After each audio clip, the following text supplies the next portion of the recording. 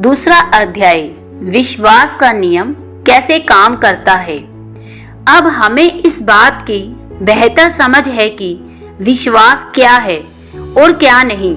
आइए अब सीखें कि इसके साथ काम कैसे करना है। क्योंकि विश्वास एक नियम है, इसको काम में लाने से सभी के लिए समान परिणाम आने चाहिए। जब आप पानी को फ्रीजर में जमाने के लिए रखते हैं तो वह बर्फ बन जाता है। उसी तरह जब विश्वास को काम में लाया जाता है तो वह अपेक्षित परिणाम लाता है। लेकिन अगर आप फ्रीजर में पानी नहीं रखेंगे तो आपको बर्फ नहीं मिलेगी। इसी तरह विश्वास तब तक काम नहीं करता जब तक इसे सही तरीके से लागू नहीं किया जाए। अगर आपसे कोई कहे कि गुरुत्वाकर्षण काम नहीं कर रहा तो क्या आप भरोसा करेंगे? बिल्कुल भी नहीं। फिर आप क्यों भरोसा करते हैं जब कोई यह कहता है कि विश्वास काम नहीं करता? हालांकि लोग अक्सर विश्वास को यह कहकर ठुकरा देते हैं कि उन्होंने इसे आजमाया लेकिन यह उनके लिए काम नहीं किया। बहुत से लोग तो यह कहते हैं कि यह विश्वास क्या होता है हम नहीं समझते, सिर्फ इसलिए कि बहुत से लोग विश्वास के काम करने के तरीके को नहीं समझते। इसका यह मतलब नहीं है कि विश्वास काम ही नहीं करता। परमेश्वर की ओर से विश्वास का नियम सिद्ध, सक्षम और शक्तिशाली है। परमेश्वर ने हर नियम हमारे फायदे के लिए ही बनाए हैं। फिर भी हम इन नियमों से तब तक फायदा नहीं ले सकते जब तक हम ना सीख लें कि उन्हें काम में कैसे लाया जाता है।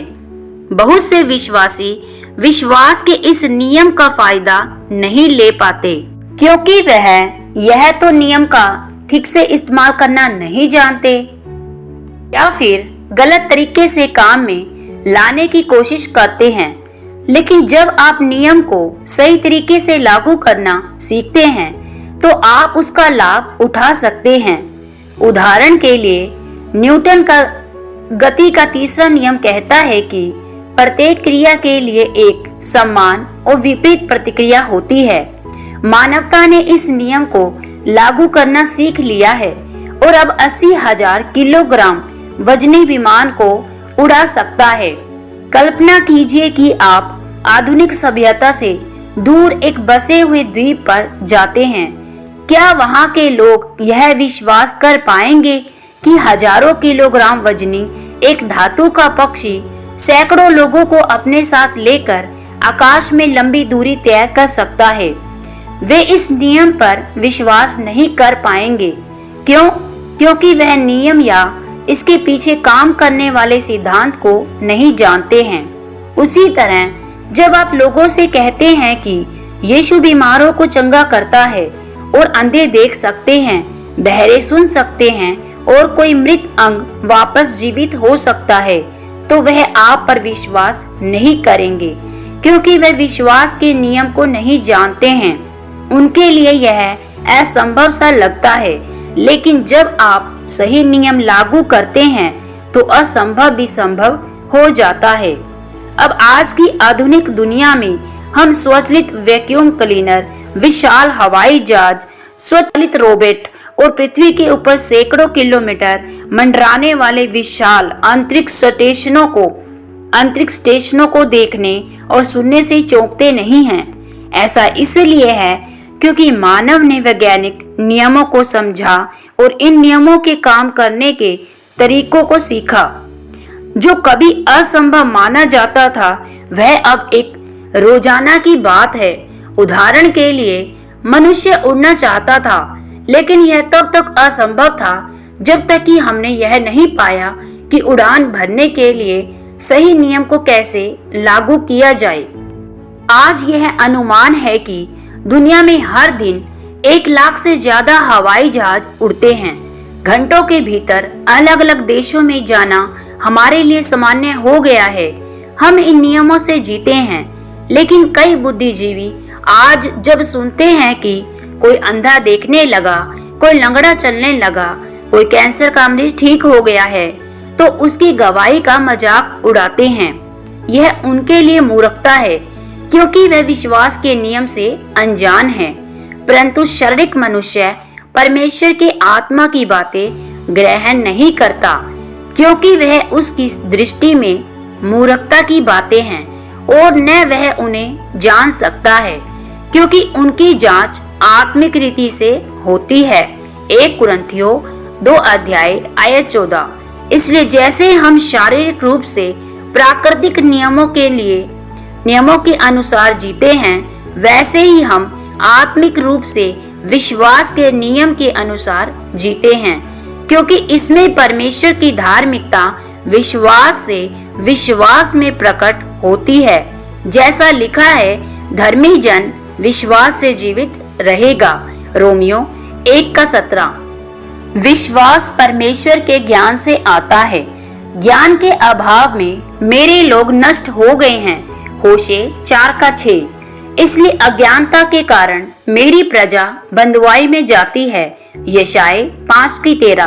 परमेश्वर की और हमारे प्रभु यीशु मसीह की पहचान के द्वारा अनुग्रह और शांति तुम्हें बहुतायत से बढ़ती जाए, क्योंकि उसके परमेश्वरीय सामर्थ्य ने सब कुछ जो जीवन और भक्ति से संबंध रखता है हमें उसी की पहचान के द्वारा दिया है, जिसने हमें अपने ही महिमा और सद्गुण के अनुसार बुलाया है। 2 पत्रस अध्याय 1 से 2-3। इन वचनों के अनुसार जीवन और भक्ति से संबंधित सभी चीजें हमें परमेश्वर के ज्ञान के द्वारा दी गई है। इसमें कोई संदेह नहीं है कि विश्वास भी इन चीजों में से एक है, क्योंकि यह हमारे आत्मिक और शारीरिक जीवन की हर बात को प्रभावित करता है।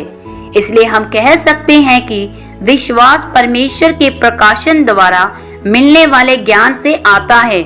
इसलिए विश्वास के जिस स्तर में हम जिएंगे वह निर्भर करेगा कि आपको परमेश्वर के वचन के द्वारा उसके ज्ञान का कितना प्रकाशन है। विश्वास का कार्य। प्रेरित पौलुस 2 कुरिन्थियों 4:13 में विश्वास के खूबसूरती से काम करने की व्याख्या करते हैं। आइए इसे एक साथ पढ़ें। और जबकि हम में भी वही विश्वास की आत्मा है, जैसा लिखा है कि मैंने मान लिया इसीलिए बोला, हम भी मान लेते हैं और इसीलिए बोलते हैं। 2 कुरिन्थियों 4:13। हम इस वचन में 4 मुख्य बातें देखते हैं: विश्वास, लिखित, वचन, मान लेना और बोलना। विश्वास इक्वल मान लेना ऐड बोलना। इस वचन से हम जानते हैं कि विश्वास का काम क्या है। विश्वास का काम वचन पर भरोसा करना और फिर उसे बोलना है। विश्वास कैसे आता है? विश्वास सुनने से, सुनना परमेश्वर के वचन से होता है। रोमियो 10:17। भले ही विश्वास एक कार्य है, फिर भी वह कार्य से शुरू नहीं होता। विश्वास कार्य को उत्पन्न करता है, कार्य विश्वास को उत्पन्न नहीं करता। इसलिए आप सुनने से पहले करना नहीं रख सकते। विश्वास की शुरुआत वचन सुनने से होती है और वचन के लगातार सुनने से विश्वास उत्पन्न होता है। आपका दिल जो भी मानता है, आपका मुंह बोलने लगता है। जब वह जा रहे थे तो ऐसा हुआ कि वह किसी गांव में पहुंचा और मार्था नाम एक स्त्री ने उसे अपने घर में स्वागत किया और उसकी मरियम नाम की एक बहन थी जो यीशु के पांव के पास बैठी और उसका वचन सुनती थी। परंतु मार्था बहुत सेवा करने से व्याकुल हो गई और उसके पास जाकर कहा, हे प्रभु, क्या तुझे चिंता नहीं कि मेरी बहन ने मुझे सेवा करने के लिए अकेला छोड़ दिया है? इसलिए उसे मेरी मदद करने के लिए कहो। लूका अध्याय 10 आयत 38-40।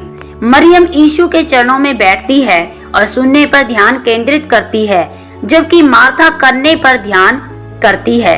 मार्था की तरह बहुत से विश्वासी प्रभु को सुनने से पहले ही कार्य करना चाहते हैं। हालांकि ज्यादातर लोग ऐसा इसलिए करते हैं क्योंकि वे हर किसी को ऐसा ही करते हुए देखते हैं। धर्म के मरे हुए कामों की यह एकदम सही परिभाषा है। विश्वास सिर्फ कार्य करना नहीं है, यह पहले वचन को सुनना, फिर उस पर विश्वास करना और फिर उसे बोलना है। जब मैं सुनने की बात करता हूँ तो मैं किसी सुनाई देने वाली आवाज को सुनने की बात नहीं कर रहा हूँ कि लिखित वचन पर ध्यान देने की बात कर रहा हूँ। हे मेरे पुत्र, मेरी बातों पर ध्यान दे, मेरी बातों पर कान लगा, उन्हें अपनी आंखों से ओझल न होने दे, उन्हें अपने हृदय के मध्य में रख, क्योंकि जो उन्हें पाते हैं उनके लिए वह जीवन है और उनके सारे शरीर को चंगा करता है। नीति वचन अध्याय 4 आयत 20 की 22। इस बात पर जितना जोर दिया जाए कम है कि परमेश्वर के वचन को सुनना कितना महत्वपूर्ण है। उसके वचन पर ध्यान दे और तब तक मनन करे जब तक कि आप अपने जीवन के हर क्षेत्र में आपके लिए उसकी इच्छा के बारे में पूरी तरह से आश्वस्त न हो जाएं। विश्वास उस क्षेत्र में कार्य नहीं कर सकता जहां आप परमेश्वर की इच्छा अज्ञात हो। इसलिए जब आप निरंतर परमेश्वर के वचन पर ध्यान देते हैं तो यह आपके हृदय में वचन का भंडार होता है। क्या होता है जब आपका हृदय वचन की बहुतायत से भर जाता है, क्योंकि जो मन में भरा है वही मुंह पर आता है। मत्ती अध्याय 12 की 34। आपके अंदर का वचन अपने आप ही आपके मुंह से निकलने लगता है। वचन का अंगीकार सहज हो जाता है। यह एक नदी की तरह आपसे बहने लगता है।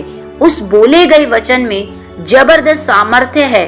सच्चा विश्वास परमेश्वर के वचन के साथ मिलकर काम करता है।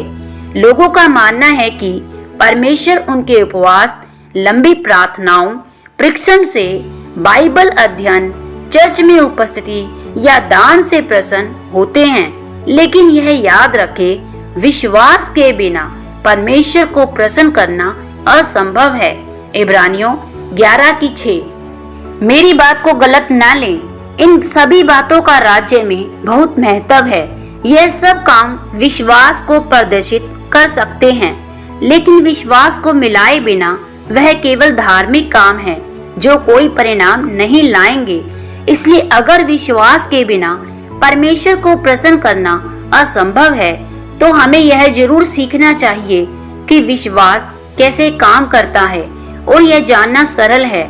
इस आरेख को देखें जो प्रक्रिया दिखाता है। विश्वास वचन सुनने से आता है, बोलने के द्वारा विश्वास को काम पर लगाया जाता है, मान लेना हृदय में जाता है। इसलिए हम देखते हैं कि विश्वास के कार्य में सुनना, मान लेना और बोलना शामिल है। वचन सुनना, तो विश्वास सुनने से, सुनना परमेश्वर के वचन से होता है। रोमियो 10 की 17। आप अपने विश्वास की यात्रा को परमेश्वर के वचन को सुनकर शुरू करते हैं। वचन सुनने से हमारे हृदय में विश्वास उत्पन्न होता है। विश्वास कमाया नहीं जाता, विश्वास आता है। परमेश्वर का धन्यवाद हो, क्योंकि विश्वास सुनने से आता है। आपको विश्वास में जीवंत रहने के लिए लगातार वचन सुनना जरूरी है। सुनने शब्द पर ध्यान दे, यह एक निरंतर होने वाला काम है। यह केवल एक बार की घटना नहीं है। विश्वास एक बार सुन लेने से नहीं, बल्कि निरंतर सुनते रहने से आता है। इसी तरह विश्वास की यात्रा शुरू होती है, क्योंकि यह इतना आसान है। बहुत से लोग इसे चूक जाते हैं। कलीसिया में बहुत लोग आते हैं, लेकिन जब वचन का प्रचार किया जाता है तो बिल्कुल ध्यान नहीं देते हैं। परमेश्वर अभी भी अपनी कलीसियाओं से बात कर रहे हैं, लेकिन सुनने के लिए बहुत कम कान हैं। अगर वचन के प्रचार के समय आप अंदर दिखाए और उस पर ध्यान दें, तो उस प्रचार में से आप प्रभु के द्वारा भेजे गए वचन को प्राप्त करेंगे। जिसके कान हो वह सुन ले कि आत्मा कलीसियाओं से क्या कहता है। प्रकाशित वाक्य 3 की 6। वचन पर विश्वास करना, फिर जिस पर उन्होंने विश्वास नहीं किया वह उसका नाम क्यों कर ले, और जिसकी नहीं सुनी उस पर क्यों कर विश्वास करे। रोमियो 10 की 14। मानना शुरू से होता है। यह किसी बात के लिए मानसिक सहमति से कहीं ज्यादा बढ़कर है।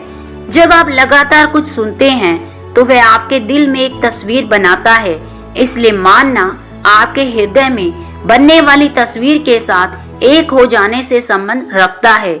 इस सृष्टि को बनाने से पहले परमेश्वर के हृदय में एक तस्वीर थी कि सृष्टि को कैसा दिखना चाहिए। उन्होंने यूं ही बोलना शुरू नहीं किया, उनके शब्दों में वही तस्वीरें थी जो उनके हृदय में थी।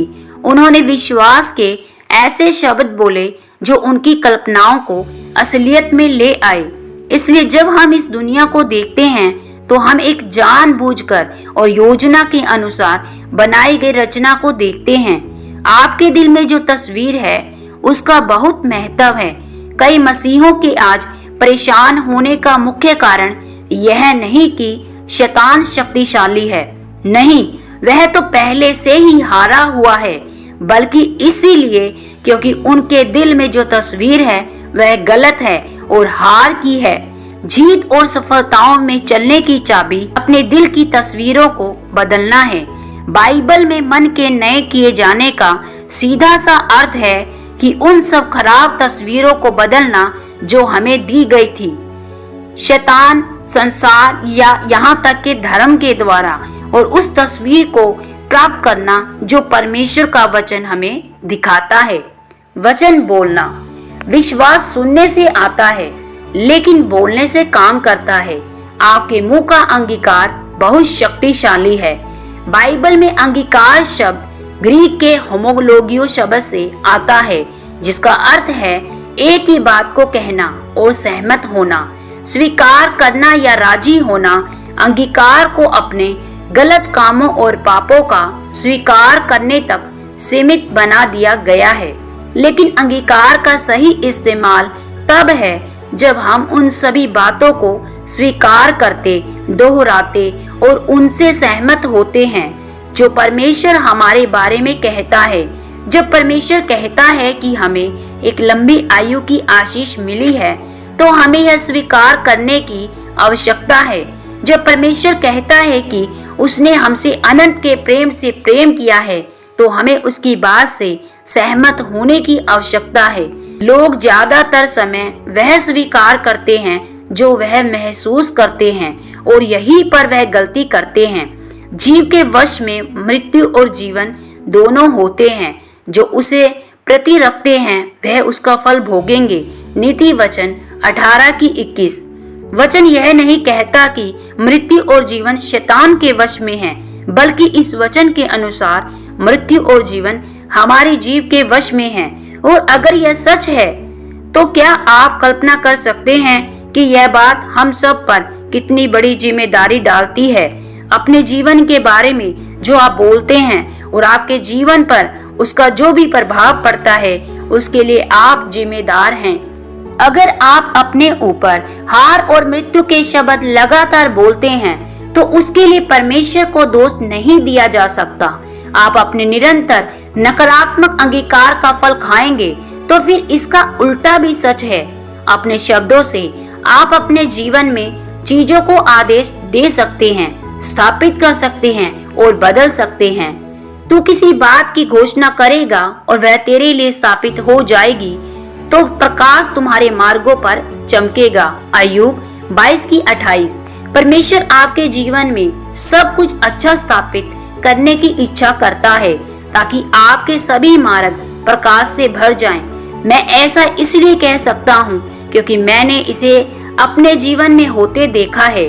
वचन की घोषणा करके मेरे कान का भीषण दर्द ठीक हो गया।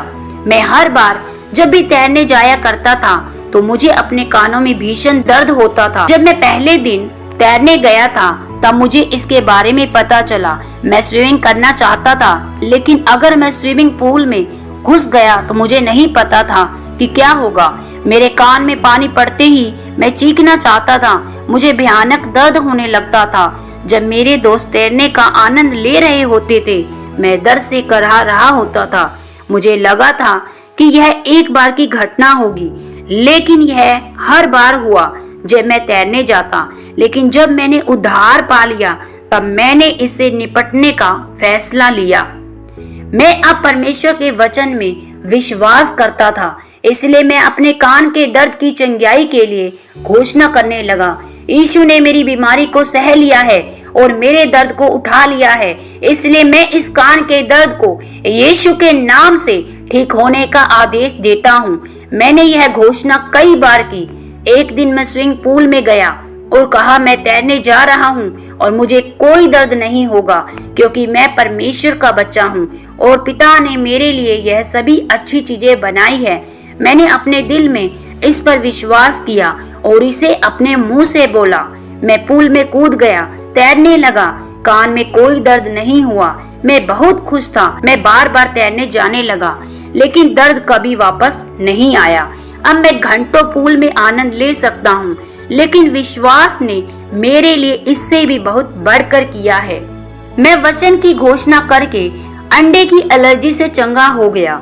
मुझे बचपन से ही उबले अंडे से एलर्जी रही है। हर बार जब मैं उन्हें खाता तो मुझे भयानक पेट दर्द होता। मैंने सालों से अंडों को छुआ भी नहीं था क्योंकि मुझे इसका परिणाम पता था।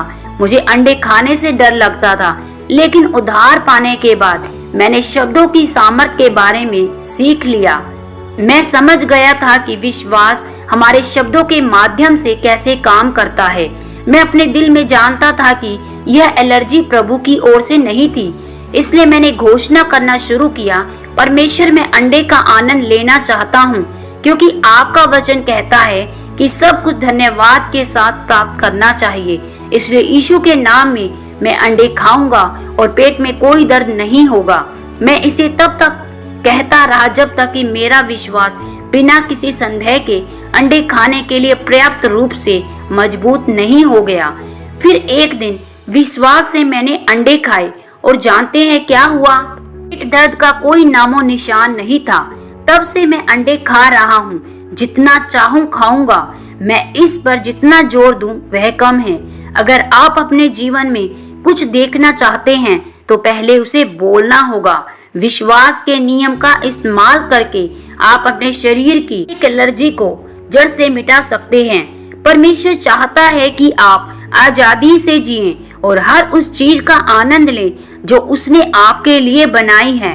उसने अपने बच्चों के लिए इस पृथ्वी की परिपूर्णता को बनाया है। आमीन।